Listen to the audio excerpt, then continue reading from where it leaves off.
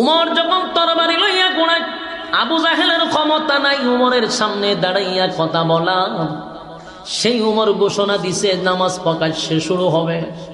সেদিন থেকে নামাজ মক্কাতে প্রকাশ্যে শুরু হয়েছে। জোরে কোন সুবহান। উমর সাধারণ কোন সাহাবী না। আমি একটা ঘটনা পড়ছি, উমর যে কেমন একজন সাহাবী ছিল আপনারা শুনলে আশ্চর্য হবেন। উমর যখন দেশের রাষ্ট্রনায়ক ছিল, উমরও দেশের কি ছিল? প্রেসিডেন্ট ছিল, সাধারণ প্রেসিডেন্ট না। উমর 50টা রাষ্ট্রের প্রেসিডেন্ট ছিল।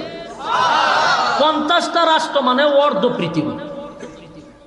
যেমন আমেরিকা একটা রাষ্ট্র, ওই রাশিয়া একটা রাষ্ট্র, বাংলাদেশ একটা রাষ্ট্র, ইন্ডিয়া একটা, এরকম রাষ্ট্র 50টার প্রেসিডেন্ট ছিল উমর।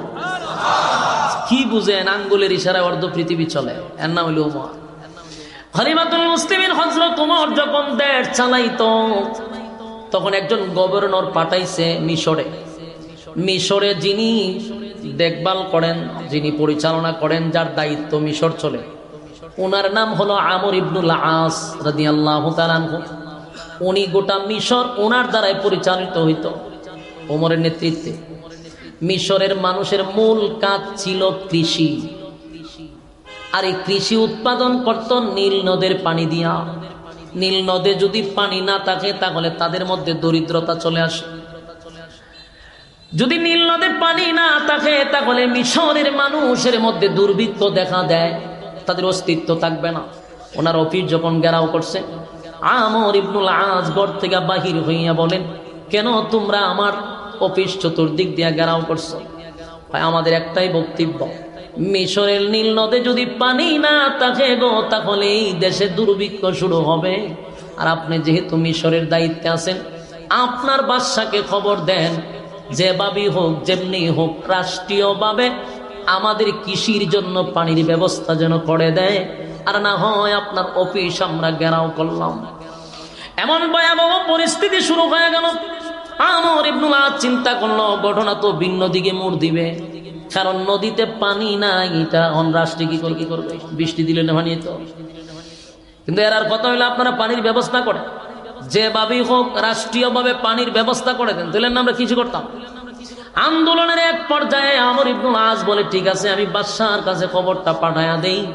তখন বাদশা করেন হযরত উমর চিঠি। তখন তো মোবাইলের যুগ ছিল না, চিঠির যুগ ছিল। চিঠিও আমাদের মতো এইভাবে সাইকেল দিয়া গাড়ি দিয়া নেয় না। তখন হেঁটে হেঁটে এক দেশ থেকে আরেক দেশে চিঠি যাইতে কত মাস লাগে। চিঠি বানাইছে কাগজ দিয়া না, চামড়ার মধ্যে লিখে কাগজ পাঠাইলো হযরত ওমরের কাছে। অনেক দিন লাগছে চিঠি পৌঁছতে। ওমরের কাছে গেছে বলে, ওমর দেখে গভর্নর যিনি আমর ইবনুল আস, উনি চিঠি দিয়েছেন, খলিফা আমার যেই জায়গায় কাজের জন্য পাঠাইলেন মিশরে, মিশরের মানুষ আমার অফিস ঘেরাও করে রাখছে, আমি বাহির হইতে পারি না। এর এক নম্বর কারণ হলো, মিশরের মানুষের আয়ের উৎস হলো সবজি উৎপাদন করে, তারা কৃষি কাজ করে। কিন্তু ওগো আল্লাহর পয়গম্বরের সাহাবী হযরত উমর আমার খলিফা, এখন আমার কি করণীয়? আমি কিভাবে তাদেরকে পানির ব্যবস্থা করব? রাষ্ট্রীয়ভাবে যদি কোনো কিছু করার থাকে তাহলে আপনি আমাকে বলুন, না হয় আমারে তারা ঘর থেকে বাহির হইতে দেয় না। হযরত উমর চিঠিটা পাওয়ার পরে উচিত তো ছিল চিঠিটা আবার আমর ইবনুল আসের কাছে উল্টা পাঠানো, কথা হয় না? কিন্তু খলিফাতুল মুসলিমিন হযরত উমর কেমন সাহাবী, কেমন সাহাবী! আমার যুবক ভাইরা, উমরে চিনা দরকার, উমরে চিনা দরকার। উমরের চিঠি রিটার্ন আবার আমর ইবনুল আসের কাছে পাঠান নাই। উনি আবার চামড়ার মধ্যে চিঠি লেখছে কি জানেন? নদীর উদ্দেশ্যে চিঠি লেখছে, নদীরে চিঠি লেখছে। সুবহানাল্লাহ বাড়ি দিয়া চিঠি তো লেখার দরকার ছিল আমর ইবনুল আসের কাছে, কিন্তু না, এই চিঠি লেখছে উনি নদীর কাছে। উমর চিঠির মধ্যে লেখছে, নীল নদ রে, তোরে আল্লাহ বানাইছে আমাদের গোলামির জন্য। পৃথিবীর যত নদী আছে সবগুলি মানুষের গোলামির জন্য বানাইল। আল্লাহর পয়গম্বরের সাহাবী খলিফাতুল মুসলিমিন হযরত উমর বলেন, নদী রে, তোরে কেন বানাইছে বল? আমাদের গোলামির জন্যই তো বানাইছে। তোর পানি দিয়ে আমরা সবজি করব, কৃষি করব, এই জন্য তোরে বানাইছে।